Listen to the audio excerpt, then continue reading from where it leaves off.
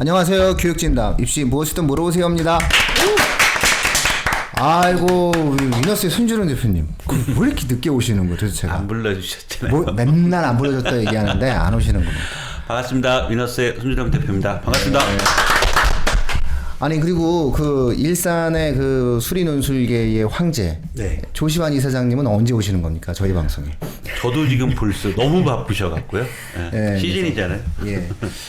아 일단은 저희가 이제 연대 자연계 논술에 대해서 지난번에 이제 인문계 위주로 방송을 했잖아요. 그럴 때 이제 자연계 이런 부분들에 대해서 이제 예고 드렸던 대로 방송하는 시간을 갖고 그러기 위해서 또 자연계 쪽 전문가인 손주령 대표님을 좀 모셨습니다. 반갑습니다.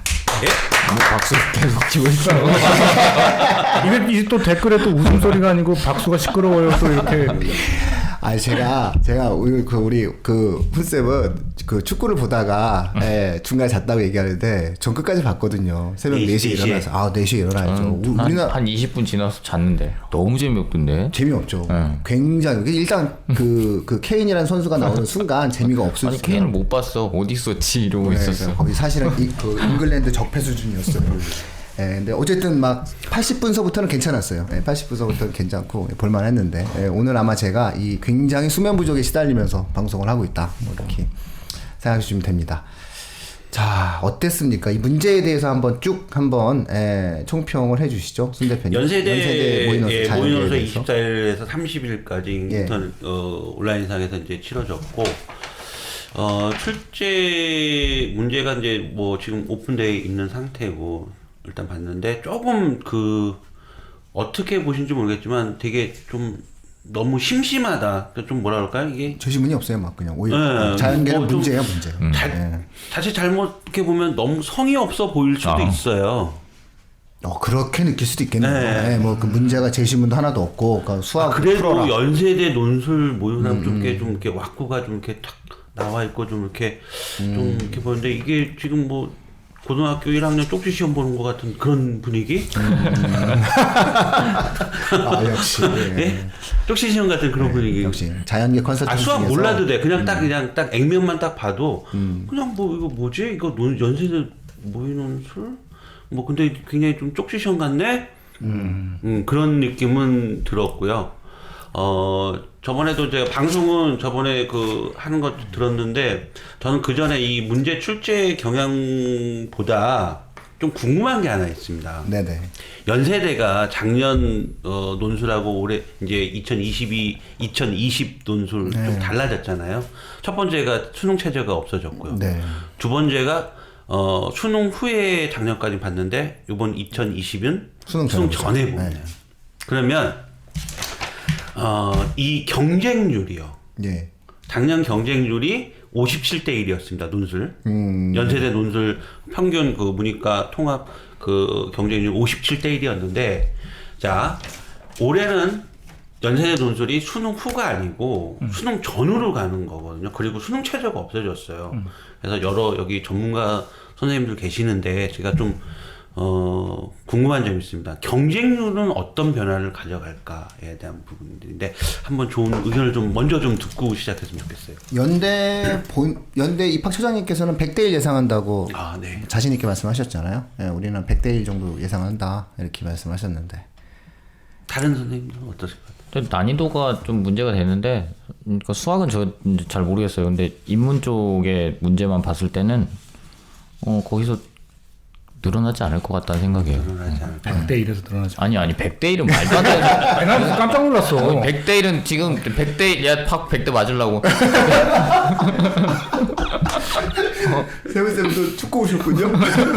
수면 부족이야. 100대 1은 안 되고 이건 이제 57대 1이라고 말씀하셨는데 모르겠어요. 인문 쪽 이제 어느 정도 나올지 모르겠지만 저는 이게 50대 1은 안 될 것 같은데요. 인문은 아마 그렇게 되기 어려울 거예요. 완쌤은 어떻게 보세요? 아니, 그러니까 저도요, 이게 막 100대 1 뭐 진짜 넘어갈 줄 알았어요. 왜냐면 막 이 사람처럼 다 올 거라고 생각했는데 진입장벽을 잘 만들어 놔서 아니 확 식은 느낌이 안 되겠다 이렇게 사람들이 이제 생각했을 것 같아요. 저는 처장님한테 죄송하지만 예. 무조건 줄어든다 경쟁률. 단언코 준다. 이 연세대가 연세대 논술이 계속 그 수능 후에 있었던 건 아니었잖아요. 네, 그렇죠. 수능 전에 있었죠. 2017까지는 네, 전에 있었죠. 예, 수능 전에 있었어요. 네. 그러면 2017에는 경쟁률이 수능 전에 볼 때 경쟁률은 34대 1이었어요. 자, 2017과 그다음에 2018부터 수능 후로 왔거든요. 네. 그때 경쟁률이 55대 1 나왔어요. 그러니까 당연히 수능 전보다 수능 후로니까 경쟁률이 올라갔어요. 최저는 어차피 똑같이 있었고요. 네. 수능 최저는 존재했고. 그러면 수능 전에 34대 1 경쟁률이 수능 후로 가니까 55대 1로 늘어났단 말이에요. 그러면 늘어난 인원들의 그 그룹의 그 학생들이 어떤 형태의 학생들이 과연 수능 후로 오니까 늘어났을 것 같다고 생각하십니까? 저는 상위권 학생들이 당연히 수능 후로 오니까. 왜냐하면 수능 전에 상위권 극상위 특히 의대 준비하는 학생들이요. 수능 전에 넣었다가 왠지 납치당할 것 같은 그런 생각이 드니까 특히 올해 전형에서 연대에는 특히 이제 올해 같은 경우는 연세대 또 논술에 의대를 안 뽑지 않습니까? 그래서 보면 수능 전의 경쟁률과 수능 후 연세대 논술 수능 후에 했을 때 그러면 수능 후로 왔을 때 확 늘어났는데 그때 늘어난 인원들은 상위권 학생들, 극상위권 학생들이었다는 거죠. 자, 그러면 이 극상위권 학생들이 수능 최저가 있었는데도 그때 극상위 학생들은 크게 수능 최저에 영향을 안 받지 않습니까? 그러면 이번에 2020에 다시 논술이 수능 전으로 가죠. 그러면 극상위 학생들이 분명히 또 줄어들 거라는 얘기인 거죠. 그 다음에 연세대 논술에 최상위 그 이과 최상인 의대가 논술로 뽑지 않는다는 얘기인 거죠. 그래서 제가 볼 때는 경쟁률은 작년 경쟁률이 57대 1이었는데 평균 문이과 통합 평균 경쟁이 51대 1이었는데 저는 제가 볼 때 무조건 준다. 또 하나의 문제는 뭐냐면은 저희가 그 서울 시립대가 등록금 제가 정확한 연도는 모르겠는데 100만 원으로 딱 기정했던 그때 연도가 있었는데 그때요 정시 경쟁률이요. 그러니까 사람들이 다 이렇게 생각하는 거예요. 야, 요번엔 서울시립대 절대 쓰지 마. 왜? 경쟁률 엄청 높아. 왜? 등록금이 100만 원이잖아. 그러니까 다 쓰는 거야. 근데 뚜껑을 뚝 열어봤더니요. 미달난 학과들이 그렇게 많았었대요. 네, 서울 시립대는 생각 외로 그 경쟁률이 안 높아요. 근데 안 높았다. 근데 그 다음에는요. 다시 이제 생각을 하는 거예요. 그렇죠. 근데 그 다음에는요. 또 엄청나게 또 올라가고 이거 반대로 마치고 전에 어린이날 눈치 싸움 그거. 네, 네. 놀이공원에 그렇지. 자, 그래서요. 저는 요번 그 연세대 모의 논술 출제 경향이라든지 이런 난이도를 봤을 때, 역시 연세대는 진짜 대단한 것 같은 게 문제가 만약에 모의 논술에서요. 자, 생각해 보세요. 모의 논술의 문제들이 어렵다고 생각해 보세요. 그럼 누가 연세대 쓰려고 하겠습니까? 그러니까 모의 논술은 되게 지금 평이하게 되게 쉽게 나온 거예요. 자연계는 쉽게 나온다. 예. 그러니까 1번부터 1번, 2번, 3번이 이렇게 세 개 문제가 나왔는데 1번은 수열의 수열 부분이 나왔고요. 그다음에 2번 같은 경우는 극한. 그다음에 3번은 그다음에 적분, 3번은 적분. 요 정도 이렇게 나왔는데 가장 좀 애매하고 조금 어렵게 느껴지는 것도 딱 전문가가 아니더라도 딱 보시면은 여기 좀 어렵다. 3번 파트가 좀 어렵죠. 3번 파트가 제일 이렇게 보일 기네요. 거예요. 예. 3번 저희 모르니까 단위 벡터가 뭔지 몰라요. 근데 3번이요. 저 제시문 같은 그 첫 번째 3번 문제 제시문 보면은 이게 벡터 제시문이거든요. 벡터인데 3-1하고 3-2는 사실은 이게 벡터의 제시문을 가지고 3-1과 3-2는 부등식의 영역, 즉 어떻게 보면은 좀 집합 가치도 보이고 뭐 여러 가지로 보이는데 사실 이거는 현재 교과 개정 교과 수학 교과에서 고등학교 1학년 수학 하 파트에 나오는 그런 부분이에요. 그래서 연세대는 항상 확률 통계, 기하 벡터, 그 다음에 미적분의 이 세 개 파트를 분산시켜서 문제를 꼭 출제하려고 해요. 연세대는요. 항상 그랬어요. 작년에 같은 경우도 작년 논술에 2번이 미적분이었는데 작년에 문제에 오류가 생겼잖아요. 연세대 자연계 논술에 수리 논술에 2번 미적분 봤는데 문제에 오류가 생겨갖고 그 문제를 전부 다 만점 처리해준 작년 사례가 있었고요. 그래서 연세대는 최대한 기하 벡터 그다음에 미적분, 확률 통계, 이과 수능 범위 내에서 출제를 하려고 합니다. 그런데 또 하나 이제 문제가 뭐냐면 비수단이라는 게 있어요. 비수단, 비수능 단위. 즉 수학이 미적분, 이과는 미적분, 확률 통계, 기하 벡터잖아요. 지금 현재 고3은요. 현재 고3은 수능 범위가. 근데 비수단이라는 건 비수능 영역 단원이라는 게. 그러니까 꼭 미적분, 기하 벡터, 확률 통계 때만 출제를 한다는 것보다 그런 제시문을 주면서 사실은 실제 문제를 풀다 보면은 이거 고등학교 1학년 수학 화학 파트 문제인데 이렇게 느끼는 문제들도 있어요. 그게 이제 그런 데는 이제 수능 영역이 아니잖아요. 그런데 고3 학생들이 고3 됐을 때 수학 공부를 대부분 지금 현 시점에서 어느 단원을 하고 있겠어요? 대부분 기하 벡터하고 그죠? 미적분 이쪽을 하고 있을 거 아닙니까? 왜냐면 범위, 내신 범위가 그러니까. 그러니까 앞에 1, 2학년 때 했던 비수단, 즉 비수능 단원, 영역 같은 경우는 좀 까먹었을 수도 많이 있다는 얘기죠. 그래서 그런 허점을 많이 이렇게 만들어내고 그런 걸 알고 있어서 그런 부분들을 아이들의 허점을 많이 알고 있어서 그런 분에 관련된 문제를 만들어내는 게 연세대 수리논술 문제예요. 그래서 작년하고 이제 비교를 해보면은, 뭐, 그렇게, 모의 논술 들어봤더니 어렵지 않고 비슷한데, 문제는 뭐냐면, 이대로는 안 나올 거라는 얘기죠. 왜 그렇게 예상하시죠? 일단은, 아까 말씀드린 처장님이 뭐 100대 1 예상한다고 그랬잖아요. 경쟁률, 그러니까 많은 학생들이 응시를 하려면 모의 논술이 만약에 어려웠으면은 애들이 다 한마디로 나가 떨어질 수 있잖아요. 그래서 아예 응시 자체를 왜 요번에 연세대가 좋은 기회잖아요. 수능 체제가 없으니까. 그러면 한번 도전해봐야 되지 않습니까? 도전해보려고 모의 논술을 딱 봤는데 와, 엄마 이건 진짜 너무 어려운 거야. 인문이 그래요. 인문은 안 그래요. 인문은 거의 지원하지 말라고 막. 인문은 너무 많이 올까봐.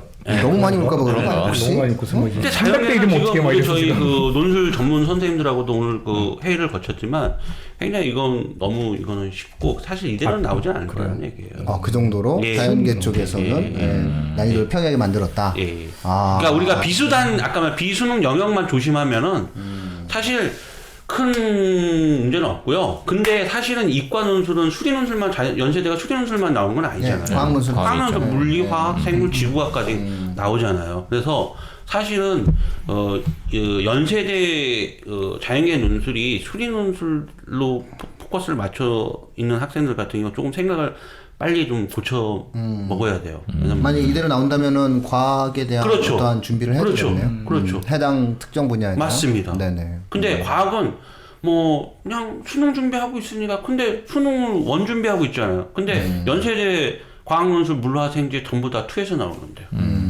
그리고 연세대는 다른 대학과 달리 중앙대나 성대나 같이 연세대는 물화생지 중에 하나 택일을 하지 않습니까? 다른 대학도. 근데 연세대 과학논술은 논술 전형 수시 접수 원서 접수할 때요. 자기가 과학논술을 뭘 볼 것인지를 체크를 해야 돼요. 그래서 제가 물리 논술만 보겠다라고 하면은 그 학생은 물리 논술만 봐야 돼요. 그런데 중앙대하고 성균관대는요, 제가 물리 논술을 본다 하더라도요, 그때 문제가 네 문제가 다 동시에 나와요. 제가 물리 논술을 준비를 했는데 웬걸 이렇게 보니까 화학을 내가 아는 문제야. 그래서 화학을 풀어도 돼요. 네. 예, 화학을 풀어도 돼요. 그러니까 연세대만 지정이 되어 있는 자기가 풀 문제가. 물화생지 중에. 네네네. 결국 툴을 해라. 네네. 이런 거죠. 그래서 또 연세대 자연계 논술은 수리 논술만 중요한 게 아니라 과학 논술도 매우 중요하다는 거죠. 어차피 그러면 이제 연세대 입장은 명확히 드러났네요. 인문사회 쪽은 너무 많이 올까봐 진입 장벽을 뭐 저희 예상에는 이건 대단히 어렵게 낸 건데요, 그렇죠? 지난주 방송에서도 말씀드렸듯이 그런 부분이지만 자연계는 의대 논술이 사라졌다는 것에 대한 인식을 굉장히 강하게 한 것 같네요. 그렇죠. 그러다 보니까 수리 논술을 예년과 달리 좀 나름 평이하게 출제하고 그렇다면 결국 연대 논술에 있어서는 수리와 과학의 조화를 어떤 학생이 빨리 잡느냐, 그렇습니다. 예, 이런 것이 이제 하나의 관건이 되겠다. 네. 다만 이과 최상위 학생들이 수능 전에 보는 것에 대한 부담감, 그 다음에 의대가 없다는 것에 대한 두려움, 그렇죠. 이런 것들 때문에 실제 지원율은 상당히 낮을 것으로 예상되어진다. 네. 이렇게 저희가 정리를 해볼 수가 있겠네요. 아주 깔끔하게 말씀하시고 정리를 굉장히 잘했네요. 정리의 왕이잖아요. 아닙니다. 그래서 역시 전문가가 있어야 돼요, 그죠? 그러면은 수학이 만약에 이런 식으로 이런 정도의 난이도로 문제가 나온다고 치면 이런 상태에서 변별력을 가져가려면 뭔가 답안 작성에서 뭔가 다른 포인트가 있어야 되는 거예요?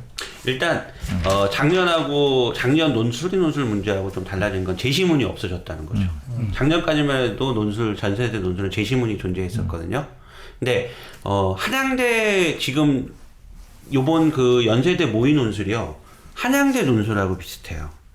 한양대가 수능 체제가 없잖아요. 그죠? 그러면서 한양대도 예전에 수능 체제가 논술에 존재할 때는 제시문이 있었거든요.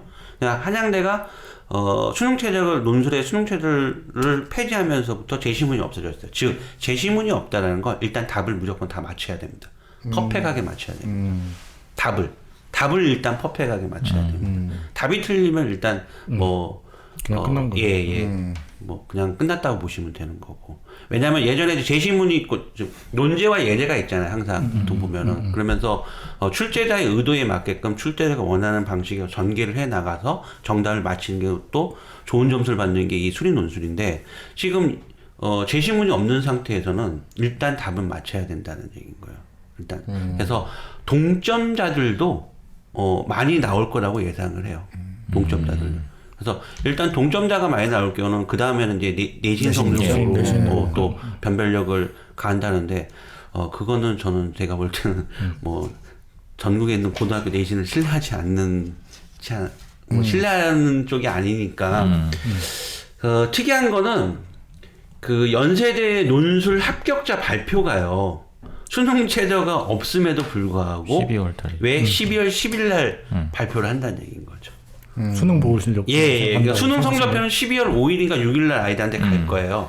그러면 수능 최저가 만약에 있다면은 12월 10일 날 당연히 발표하는 게 맞죠. 수능을 맞췄나는 걸 봐야 되는데. 근데 수능 최저가 없는데 굳이 왜 12월 10일까지 그때까지 늦춰서 발표를 하냐는 거죠.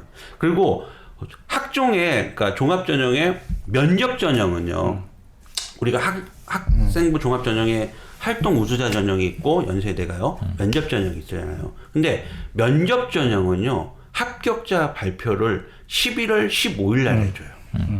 11월 15일 날 해줘. 당연히 수능 최저 없어요. 이렇게 빨리 해주는 게 맞는 거죠. 그런데 논술하고 그 다음에 학종에서 활동 우수자 전형은 왜 12월 10일 날 합격자를 발표해 주냐는 거죠. 이런 것도 조금씩 좀 의문을 가질 수 있지 않겠냐는 거. 의문. 의문만 가지면 되는 거죠 뭐. 그렇죠. 뭐 우리는 언제나 공식적으로는 일단 의문. 그냥 궁금한데 궁금함. 왜 그러지? 이런 거죠. 뭐 그쵸. 여기서 의심을 한다거나 무슨 특정한 생각을 하기에는 좀. 근데 어쨌든 뭐 궁금하긴 하네요. 왜 그럴까? 뭐 이런 생각. 이 정도로 한번 청취자분들과 궁금함을 공유하도록 하겠습니다. 근데 아까 그 선생님 말씀대로 이 변별력에 대한 전개하는 과정 속에서는 일단 답이 굉장히 중요해지는, 예전에 같은 경우 작년까지만 해도 전개하는 과정 속에서 점수를 또 부분 점수들을 주고 하다 보니까 채점 방식이 그렇게 나와 있어요. 근데 지금은 이제 문제를 성향을 딱 봤을 때 이건 무조건 답을 맞춰야 되는 부분입니다. 근데 답을 맞힐 웬만한 학생들은 수학 공부를 한 수능 2등급 정도의 기준으로 뒀을 때는 거의 풀 수 있는 문제들이에요. 2등급 정도요? 네, 수능 수학 가형 2등급 수준이라면은 그렇게 어렵진 않아요. 그러면 연세대에서 처음에 설명할 때 발표했던 거랑 너무 차이가 크잖아. 그때는 막 관계가 있다. 굉장히 큰, 굉장히 이렇게 최상위권의 학생들이 풀 수 있는 뭐 그런 식으로 얘기를 했잖아요. 터널에 갇혀 있으면 안 됩니다. 그러니까 생각이라든지 이런 사고들이 이 터널 속에 갇혀 있으면은 특히 그 생각들이 많은 걸 못 보고 아까도 제가 말씀드렸던 부분이 비수단이라는 게 계속해서 지금 얘기가 나오고 있거든요. 그러니까 기하 벡터처럼 보이는데요. 기하 벡터처럼 보이는데 실제로 푸는 건 실제 지금 현재 3-12 문제는요. 사실 기하 벡터 문제라고 볼 수가 없어요. 그러면은 네. 그러니까 이를테면 뭐 수능에선 2등급을 맞을 수 있는 학생들이 사실 수학 상하를 건드리지 않잖아요. 네. 네, 그 부분은 그냥 일단 집어넣고 그 이후에 커리큘럼만 그렇죠, 보통 공부를 하니까 그럼 이 만약에 연대 논술을 염두에 둔다고 치면 수학 상하까지를 한번 다 훑어야 되는 상황인 건 필요합니다. 예. 그래서 제가 아까 했지만 이게 겉모습은요 미적분처럼 보이는데 이게 비수단 문제로 변형이 될 수 있는 이게 연세대 문제들 사실 수학을 이제 전문가 선생님들을 좀 보시면요 그런 걸 다 보여요.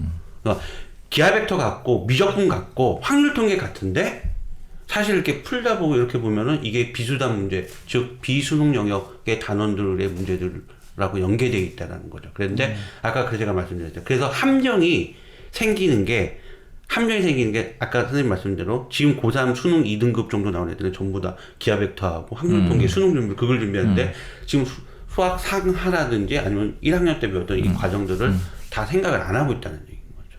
그래서 그런 점들을 좀 찾아내서 연세들이 그렇게 연계해서 문제들을 계속 만들고 있었습니다.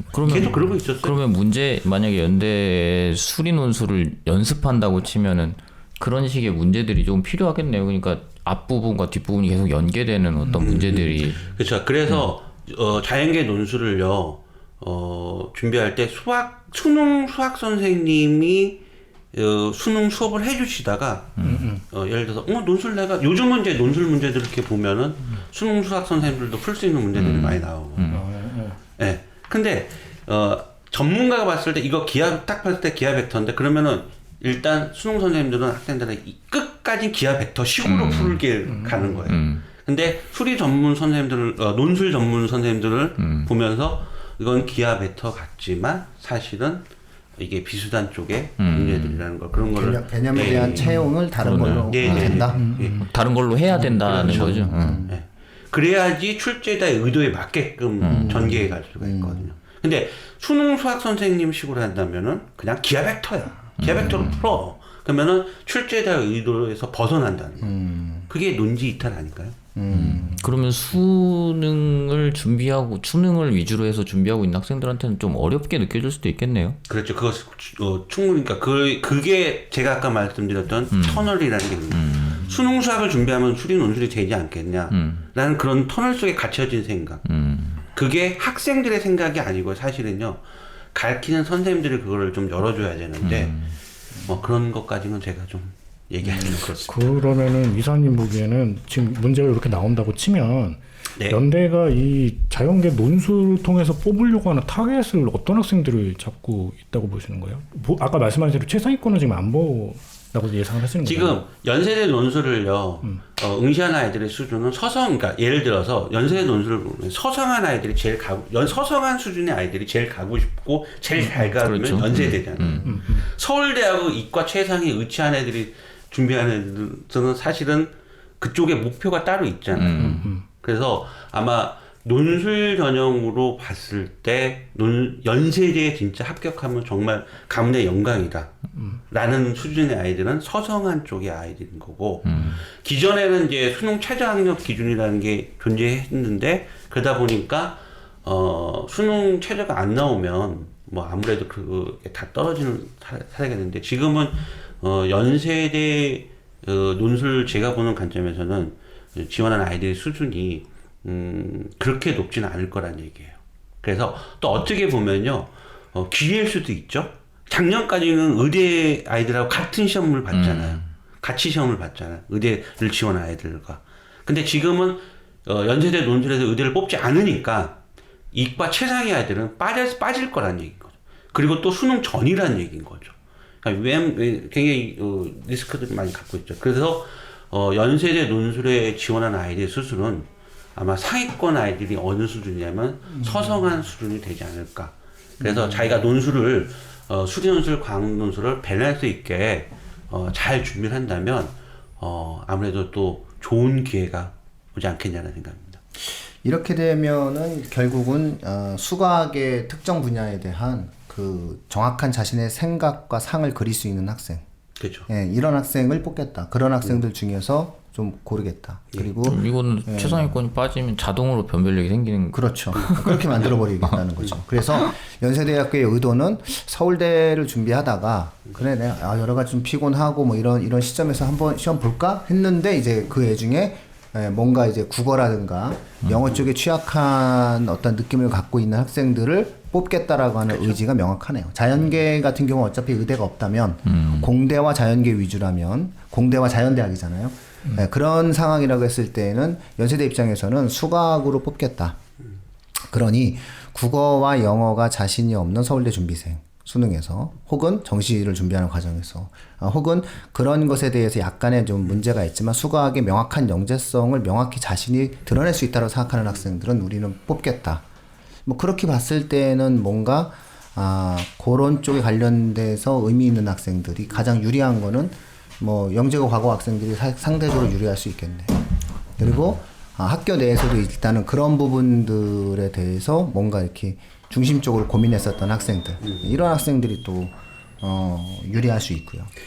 지금 연세대 많이 지쳤어요. 사실 연세대 학교 자체가 많이 지쳤어요. 아시잖아요. 새로운 피가 오든지 아직 뭐 제가 볼 때는 막 느껴져요. 그 연세대가 알았어 교과부와의 이 어떤 그런 대립관계에서 이렇게 다른가? 네. 이 인문 쪽은요. 인문 쪽은 어떻게 정반대예요.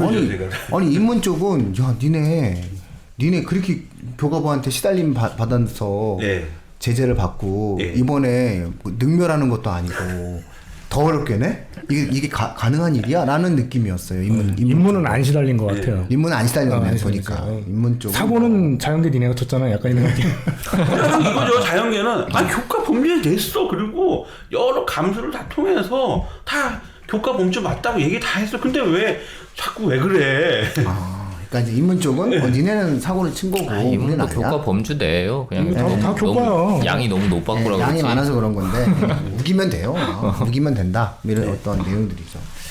야 그러면 청취자분들 그 인문 쪽과 자연 쪽은 거의 그 어찌 본다라고 했을 때는 그 의외 같은 전형이긴 하지만 접근 자체가 굉장히 다를 수 있는 난이도와 변별력의 문제다라고 이해하시는 게 좋을 것 같네요. 역시 저희가 자화자찬을 하자면 각 분야의 전문가들을 모시고 얘기하는 게 또 이런 면에서 또 의미 있는 결과가 또 가져다 주게 되네요. 연구 많이 했죠. 지금 연세대 때문에 지금 사실 이거 작년서부터 우리가 계속 연구한 부분들은 연세대가 체제가 없어지고 수능 번으로 가고 이런 부분에서 대응을 해줘야 되기 때문에 많은 연구를 했죠. 저희도요. 그래서 거기에 대해서 결론적으로 그때는 어느 정도 윤곽이 나온 건 저도 이 모의 논술 난이도는요 어느 정도 예측을 했어요. 그렇게 높진 않을 거라는. 그리고 실전에서도 크게 높진 않을 거예요. 단 수리논술은 연세대 수리논술은 비수단 영역에서만 조심하면 될 것 같고요.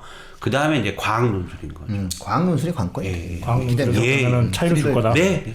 차이가 날 수밖에 없죠. 네, 맞아요. 왜냐하면 투에 대한 이해도는 명확하게 그렇죠. 과학에 대한 확고한 실력을 원하는 거니까. 맞습니다. 그럼 이런 식으로 되면은 사실 수리가와 과학 2를 잘하는 애가 이제 해당 그렇죠. 분야의 전공 2를 잘하는 애가 그렇죠. 유리한 거니까 그렇게 된다면 우리는 그 정도 애들을 뽑겠다. 그 정도 애들을 뽑겠다. 이렇게 이제 연세대가 생각을 한 거다. 네. 그리고 이 정도면은 교과부와의 관계 속에서 충분히 별말 듣지 않는다. 그래 놓고 또 다시 사고는 인문사회가 치고 이렇게 되네요. 아니 뭐 적어야 이제 인문사회는 어차피 것 같아요. 문제 좀 쉽게 내면 되니까.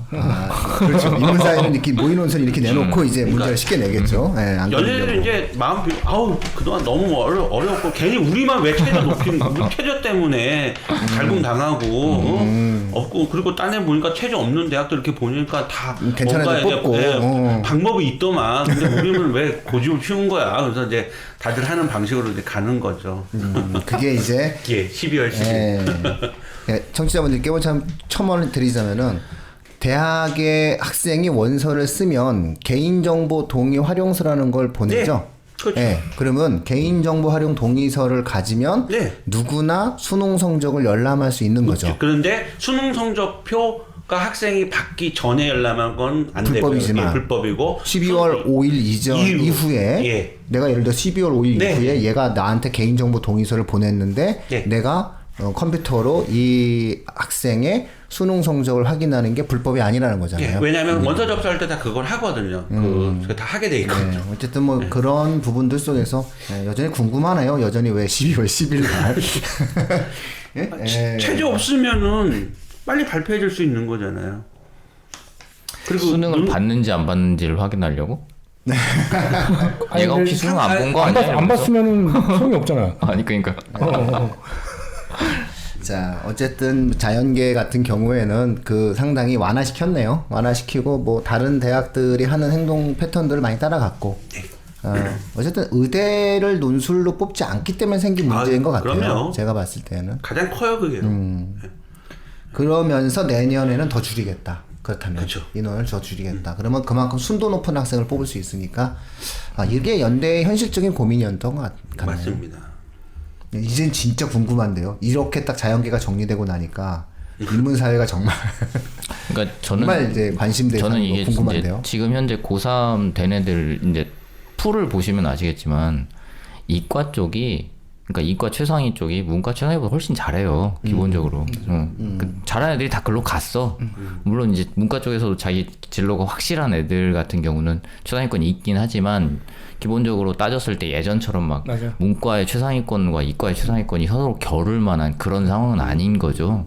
그러면은 문과의 최상위권들을 걸러내는 거 정말 어려운 일이에요. 이게 어쨌든 많지 않으니까. 그럼 그 와중에 우리가 니네들 걸러줄게 하는 방식으로 문제를 내는 건 저는 뭐 가능하다고 보고, 연대는 어쨌든 문과 쪽에서 서울대랑 우린 서울대랑 겨루는 거니까 그렇게 낼 수 있다고 생각은 하는데, 과연 이후에 이제 실제로 논술 시험장에서 이렇게 문제가 나올 때 보니까 푼 학생들의 이야기도 들리긴 해요. 근데 대체로는 정말 2번 같은 거 손을 아예 못 대고 있는 경우들도 많아서 이게 이런 식으로 나왔을 때는 분명히 지원자들 중에서 문제를 풀면 합격하는 경우도 생길지도 모르겠는데 문과를 너무 얕잡아 보는 이런. 근데 이게 너무 다른 시험이 되는 거죠. 맞아요. 그러니까 인문 논술은요. 인문 논술 이거 못 풀어요. 맞아요. 인문 논술은 이미 이 자체의 퀄리티와 클래스가 이런, 저는 개인적으로 사실은 만약에 사석에서 사석 물론 이제 제가 오늘 수면 부족이라고 미리 말씀드리자면은 저는 이렇게 얘기했어요. 아니 이거 푸는 애가 뭐하러 연대 논술을 써? 제가 사석에서 이렇게 했어요. 연대 논술, 이 모의 논술을 정말 풀 수 있는 애가 있다면 이거 왜 연대 논술을 써? 얘는 이미 붙었어. 얘가 연대 논술을 쓰는 경우는 딱 이런 거지. 학생부가 안 좋아. 그리고 정시까지 가기 싫어? 귀찮아.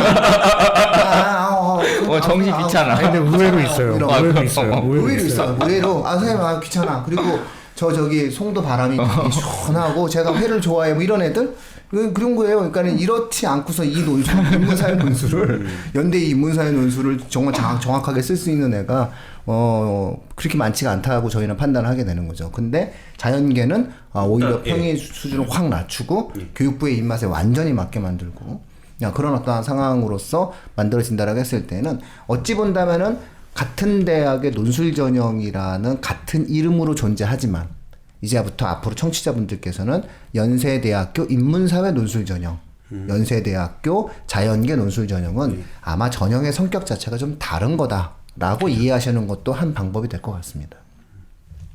저는 일단 다르게 이해하고 설명을 해야 된다고 생각하네요. 왜냐하면 문제 자체의 변별성을 굉장히 심하게 두고 상위권 학생들의 어떤 극상위권 학생들을 거르겠다는 명확한 목적성을 갖고 있는 인문사회 논술을 하고, 그 다음에 이제 그 철저하게 교과 체계 내에서 뭔가 두면서 적절한 구간의 학생들을 좀 뽑기 위한 노력들을 좀 기울이고 있는 자연계 논술로 한번 예. 구분해 볼수 있겠죠. 자연계 논술에도 과학 논술 있잖아요. 과학 논술도 이제 많이 줄었는데 과학 논술은 사실은 이 과학 논술이 약간 그 인문 논술 쪽에 되게 가까워요. 논제들이라든지 그 예시문들 보면은 또 읽고 또 분석을 해야 되는 네. 부분들이라서 그래서 좀 이 융합형의 이과생인데 문이과 융합형에 있는 학생들이 또 과학 논술은 또 잘 또 풀어내더라고요. 그러니까 또 그런 또 역량을 또 네. 보려고 또 애쓰네요 또. 그리고 또 그 이과생인데도 또 독서량이 좀 괜찮은 학생들. 탁 티가 나요. 이 글을 분석하고 논제를 그 파악하고 이런 능력들이 이과생이면서도 독서량이 좀 어느 정도 나온 학생들 같은 경우는 그런 또 차별을 좀 보이더라고요. 그래서 이과지만 과학 논술 같은 경우는 사실은 이제 인문 쪽하고도 거의 비슷한 부분도 있고 서울여대 같은 그 논제 같은 경우는 자료 분석형이에요. 그래서 정말로 그거는 이제 글이라든지 이런 부분들도 잘 해석이 필요한 부분도 많이 있어요. 그럼 과학을 이번에 안 본 거는 과학은 이전이랑 뭐 비슷한 방식으로 내겠다 이런 건 크게 변화는 없을 겁니다. 과학 자체는요. 어차피 투라는 범주 내에서 나오는 그런 거고. 그다음에 뭐 유일하게 또 과학 논술에서 지구과학을 보는 대학이 연세대. 다른 대학은 지구과학 논술이 없잖아요. 자, 그러면 뭐 이제 연세대학교 이제 인문자연계 논술 전형의 흐름들을 통해서 뭔가 좀 입시에 관련된 상이 좀 그려지네요. 구체적으로 보면 연세대의 현실적 고민까지도 좀 많이 이해했던 것 같아요. 연세대가 지쳤네요. 교육과의 싸움에서. 지쳤죠? 제가 봐도 지쳐. 진짜요. 저는 진짜 2년 연속 그 시달림 받으면 상당히 그럼요. 지쳐요. 그래서 전 그래서 아니 얘들이 왜 이러지? 지쳤는데 왜 이럴까? 이런 생각을 했는데. 고문이에요. 네. 그거. 근데 힘들어요, 그거. 인문사회 쪽 교수님들은 아직 시달림을 안 받아가지고 이제 네. 앞으로 이렇게 내면 지칠 텐데 이제 또 그러니까 제가 볼 때 문제를 사실은 이제 범주 내에서 냈어요. 저희도 다 분석해도 그렇게 뭐 대학 그게 수학에서 내고 그런 문제 없었어요. 솔직히 다 범주 내에 냈는데 모르겠어요. 최저가 마음에 안 들었었나 봐요. 너무 높은 거 아니었냐. 그러니까 밑보인 것 같아요. 예, 그런 쪽으로 이제 그러다 보니까 연세대가 과감하게 최저 쫙 없애버리고 우리 어렸을 때 있잖아요. 누구한테 혼났을 때 됐어 그만 안 해. 다 빼. 그럼 알았어. 그냥 뭐 알았어 그만 다 때려쳐. 뭐 왜 그런지 모르겠어. 내가 뭐 그런 얘기지만 정유라도 입학시키고 이랬는데 왜? 그런 걸 우리 속된 말로 곤조라고 하지 않았나? 근데 그래놓고는 또 일부 선생님들은 또 인문사회 모의논술 그렇게 어렵게 심혈을 기울여서 만들어내지. 그러니까 인문적은 왜 모르겠대요. 그랬구나. 예. 어쨌든 그러면 인문사회 논술도 약간 추세 변화에 대한 고민을 해봐야 되겠네요. 이런 흐름이라면. 이제 이번에 어쨌든 답안을 받았으니까 네. 거기에 대해 7월 달에 이제 결과 분석해서 내놓는 걸 보면 알겠죠. 그래서 아마 인문사회 쪽 논술이 이대로 출제가 될지 아니면 이 부분에 대해서도 좀 난이도 수정을 할지에 대해서는 좀 7월까지도 한번 인문사회 쪽 학생들은 지켜봐야 될 것 같고요. 그리고 저는 이제 또 뭐 연세대 논술을 준비하는 학생들 네, 마지막으로 고민하고 진짜 그 질문 있잖아요. 드리고 싶었어요. 저는 네. 적극 그 만약에 자기가 그 6월 모의고사에 수학이 2등급이네 또는 뭐 3등급이 돼 2등급에 가깝다 이 정도 그다음에 이런 게 나오는 학생들이라면 저는 적극 추천합니다. 연세대 논술 준비하십시오. 단 짝재기로 준비하지 마세요. 즉 수리 논술 연세대 논술은 수리 논술 과학 논술이거든요. 근데 짝재기로 준비하면은 절대 성공할 수 없습니다. 두 개 다 동시에 하시라 이런 그렇죠. 얘기죠. 그래서 제가 책임지겠습니다. 정말 저는 확실성이 드는 게 뭐냐면 경쟁률 떨어집니다. 근데 떨어지더라도요 수능 체제가 없기 때문에 그 경쟁률이 그대로 싸울 수밖에 없다는 얘기죠.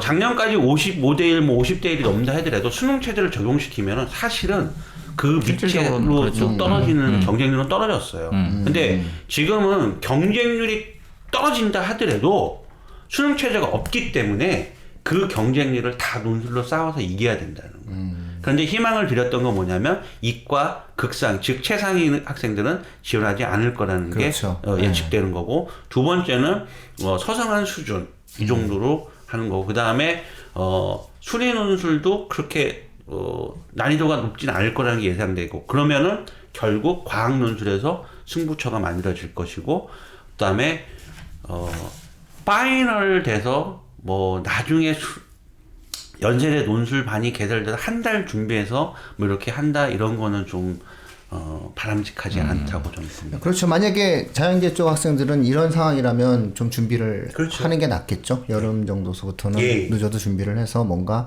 6월 모의평가 이후에 예. 자신의 어떠한 거취를 결정할 때 좀 집중적인 어떠한 준비를 여름부터 좀 하는 방법도 예. 있겠죠. 뭐. 진짜 뭐 하시고 싶은 말씀이 있으신 아니에요. 아니? 지나가가지고 의미가 없어요. 연대가 지쳤다는 말에 아니 지친 거는 맞고 지친 거는 맞겠고. 연대가 지쳐서 본인도 지치셨어. 본인이 뭐 지쳐하는 것 같더라고요. 아니요. 야, 뭐 어쨌든 오늘 그 가만히 나오셔가지고 좋은 네. 말씀해 주셔서 감사합니다. 계속 불러주세요. 저 지금 계속 연구하고 있습니다. 우리는 뭐 늘 부르죠. 늘 불러 안 부른 게 아니잖아요. 예. 알겠습니다. 제가 좀 더 적극적으로 좀 저기 하겠습니다. 네네. 자, 그러면 청취자분들 오늘 교육진담 연세대 입시 무엇이든 물어보세요는 연세대 모의논술의 자연계 위주에 대한 내용에 대한 분석을 통해서 저희가 이제 완전히 합체본이 됐습니다. 인문 자연에 있어서의 어떤 연대 논술에 관련된 내용들을 완전히 해부해 드렸습니다. 다음번에는 뭐 예를 들어서 뭐 교대라든가 이런 식으로 한번 6월 모의평가 그 이후 요 상간 속에서 한번 그런 형태로 저희가 한번 해야죠. 유평 보고 한번 해야죠. 기획을 계속 해서 내용 진행하니까 자주 나와 주십시오. 네, 알겠습니다. 자, 오늘 입시 무엇이든 물어보세요. 마치도록 하겠습니다. 고맙습니다. 감사합니다.